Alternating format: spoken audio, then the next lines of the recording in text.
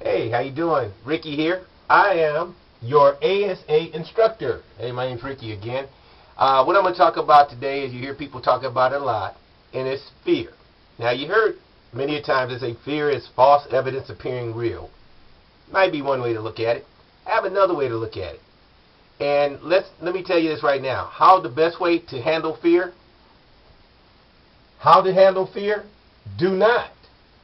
Don't try to handle it, because that means control, and control means I understand what's going on, and I'm trying to keep whatever it is that I think is not working for me away from me. So I'm trying to control it, and that causes a problem and another fear. So the way I like you to look at fear from here on out, another consideration, okay? Fear. Find out everything about whatever it is that you are fearful of. Find out everything about whatever it is you fear. Research it. Talk to other people. Prayer. Get in to knowing what is it that I'm fearful of.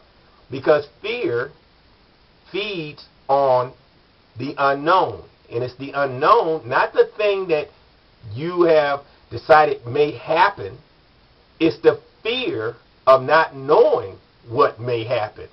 The fear of the unknown. You hear that all the time. So the fear creates a fear. Now, isn't that something? So here's what happens when you find out everything about whatever I'm fearing. It allows you to remove it, replace it, reduce it, redefine it, return it, or just relax. What do I mean by that? Once you find out everything you can about whatever you're fearing, you'll find out that maybe you can just remove that fear. It was good at the time that it came into existence. That moved on. Now that thing that you thought was going to happen is not going to happen, because those events are no longer there. Those situations are no longer there. You can replace it. That's right. You can take one fear, push it out the way, another fear of the unknown or another fear that you don't know that have the knowledge on shows up, but that's okay, because you moved that fear out the way and you're on to another one. That's even progress. Then you can reduce it. Guess what? The thing that you thought was going to do this, turns out it couldn't do that. You thought you was going to lose your house, or you thought you was going to lose your mind, and you find out, oh no, it's not that bad. So you can reduce the fear. Fear didn't go away, but you can reduce it. You can redefine it. You know how we think we know some things and we find out we don't know those things? So once we find out the new stuff, we can redefine where we're at. And by redefining that fear, that thing that we didn't know about, it now doesn't have as much power over us. And we don't have to feel we have to control it, because it ends up controlling us. You can return it. Guess what? Some fears are not even yours. Some fears were handed to you, passed on to you. You inherited them. They're not even yours. You don't even own them. But you're living like you do. You're treating your life every day like, I came into that awareness. Hey, your parent had a problem. They passed it on to you, and you ran with it. Your friend had a problem. They passed it on to you, and you ran with it.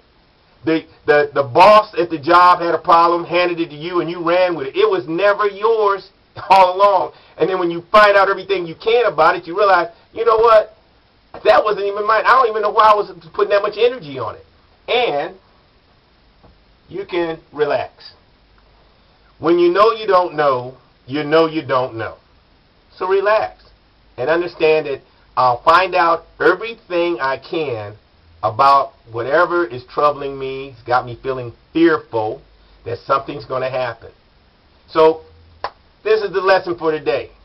No philosophical hocus pocus, mumble jumble. Fears are real. Fears are always going to be part of our life. So the best thing to do is to find out everything about whatever you're fearing. Now here's what happens with knowledge. Knowledge does bring power, and applied knowledge brings great power.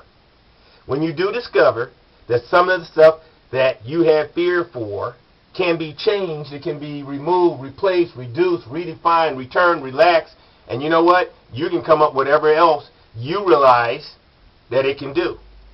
Because once you get the knowledge, then it loses the hold over you, and you don't feel you have to control it. You don't have to control the fear. Because it's unknown. It's like, hey, relax, let the fear happen.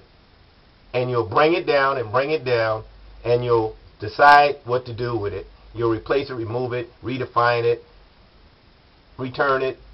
You'll know what's best for you. Okay? This is Ricky, your ASA instructor. That's my thought for today. The best way to handle fear, don't.